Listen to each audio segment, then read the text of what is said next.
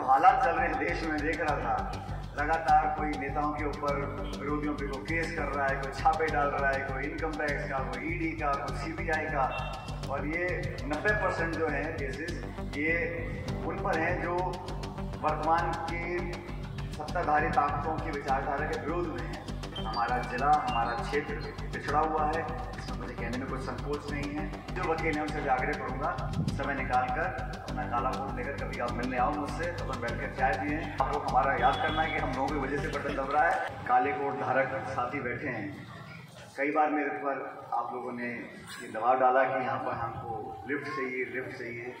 तो मुझे मालूम पड़ा कि जो विधायक कोर्ट से पैसा मैंने दिया उसका सदुपयोग किया आपने।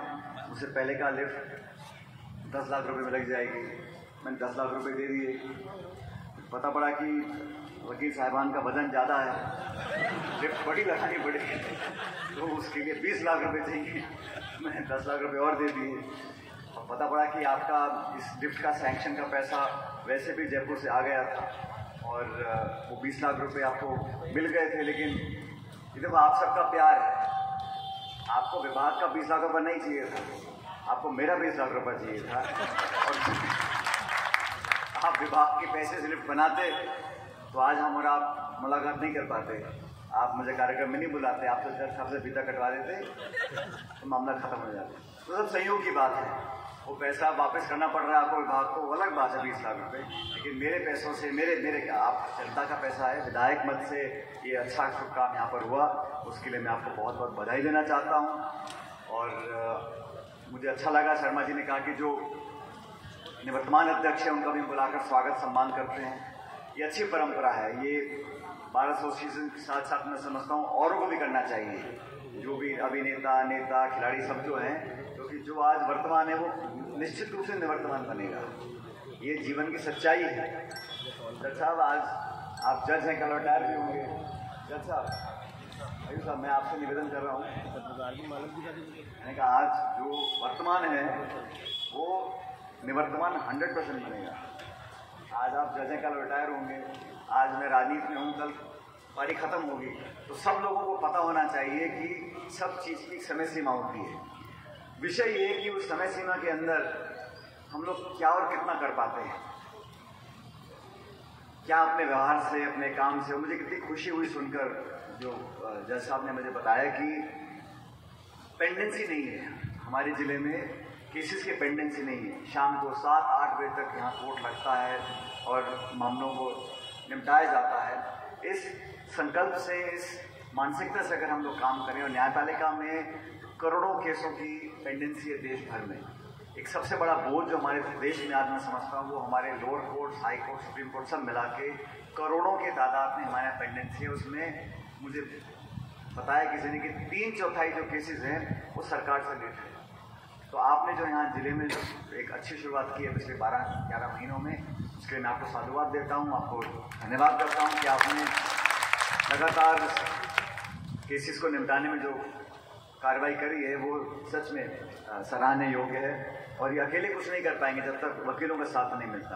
तो आपने देखा होगा कि सिर्फ 1.5 मिनट के भाषण में आपके बार को उन्होंने बहुत उसकी प्रशंसा करी, अनुशासित बार कह के बताया, मैं सुन रहा था।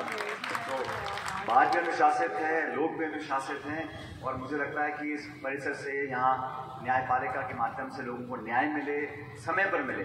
क्योंकि न्याय अगर डिले होता है, justice delayed is justice denied, समय पर लोगों को न्याय मिल सके, इसके लिए आप सब लोग काम कर रहे हैं। मैं आपको बहुत बहुत शुभकामना देना चाहता हूँ।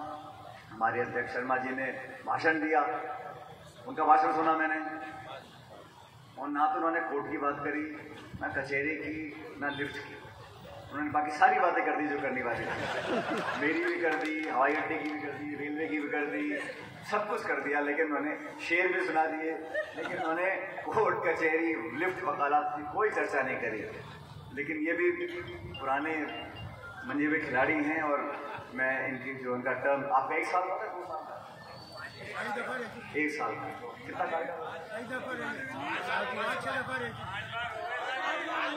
यार, इसमें भी लिमिट लगनी चाहिए। कितनी बार अमेरिका के राष्ट्रपति सिर्फ 2 बार चुनाव लड़ सकते हैं, जीत सकते हैं, और हर एक की टर्म होती है।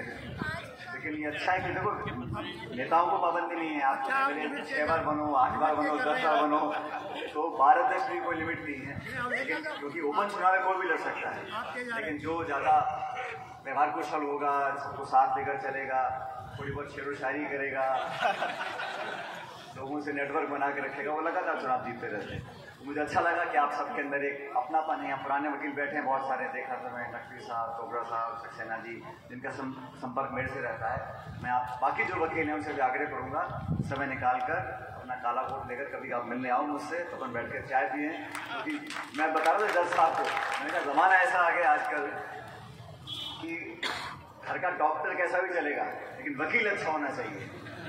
और जो हालात चल रहे हैं देश में, देख रहा था लगातार कोई नेताओं के ऊपर, विरोधियों पे कोई केस कर रहा है, कोई छापे डाल रहा है, कोई इनकम टैक्स का, कोई ईडी का, कोई सीबीआई का।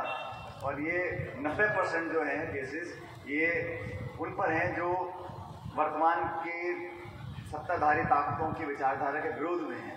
तो ये आंकड़े हैं, मैं नहीं कह रहा हूँ, 90% जो एक्सरसाइज होती है ये एजेंसीज की विरोधियों के। इसलिए घर में फैमिली डॉक्टर कैसा भी हो, लेकिन वकील बहुत अच्छा होना चाहिए। इसलिए आप सबसे मेरा आग्रह है कि आप अपने अपने सुझाव देते रहो। और आज जो इस कार्यक्रम को हमने किया उसके लिए मैं आपका बहुत आभार व्यक्त करना चाहता हूँ। और मुझे भी आपने आमंत्रित किया। जहाँ तक मन से बातें बोली गई कि शहर के लिए, ज़िले के लिए हमें क्या करना है, बिल्कुल सच है। हमारा ज़िला, हमारा क्षेत्र पिछड़ा हुआ है, इसमें मुझे कहने में कोई संकोच नहीं है। गाँव में भी, शहरों में बहुत अपार संभावनाएं हैं विकास की, प्रगति की। और जयपुर से पास होने का जो लाभ हमें मिलना चाहिए वो हम ढंग से अभी तक उठा नहीं पाए पिछले 5-7 दशकों में। जो बाकी शहर हैं जयपुर के पास, उनमें ज़्यादा विकास हो सका। पिछले 4-5 सालों में हमने कोशिश करी, कुछ कोरोना का काल आ गया, बाकी दिक्कतें हैं, लेकिन फिर भी मैं कुछ विकास कार्यों का आज निरीक्षण कर आया हूँ। अच्छे यहाँ पर बड़े इंस्टीट्यूशंस, बड़ी बिल्डिंग निर्माण के काम होंगे।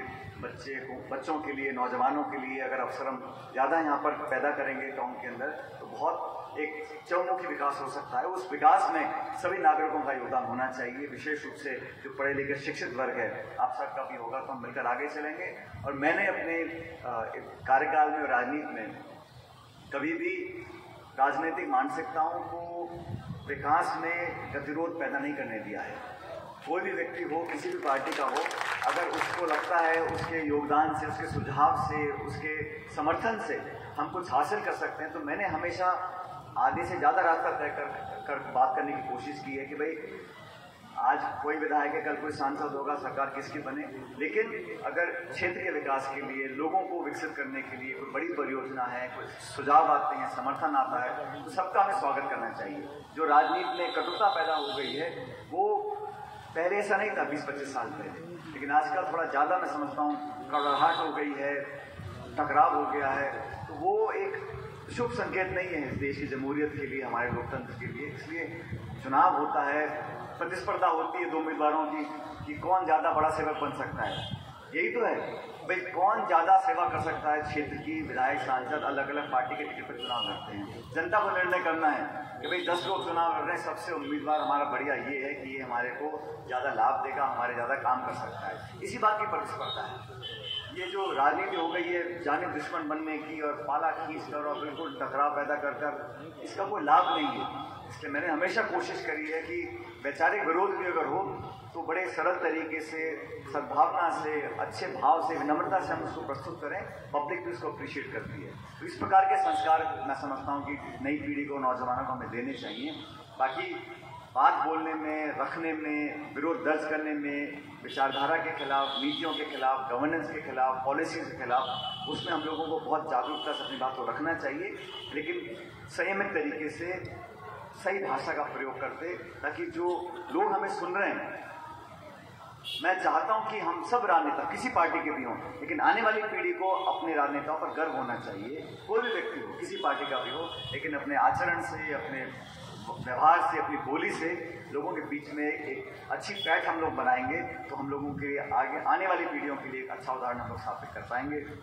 मैं एक बार फिर आप सबका धन्यवाद करता हूं और उम्मीद करता हूं कि इस लिफ्ट का आप पूरा सदुपयोग करेंगे। हर बार जब बटन दबेगा आप लोग हमारा याद करना है कि हम लोगों की वजह से बटन दब रहा है, आप उसका उपयोग करें और आप सब विश्व में आप लोग खुशहाल रहें, आबाद रहें। आपका बहुत बहुत धन्यवाद। जय हिंद।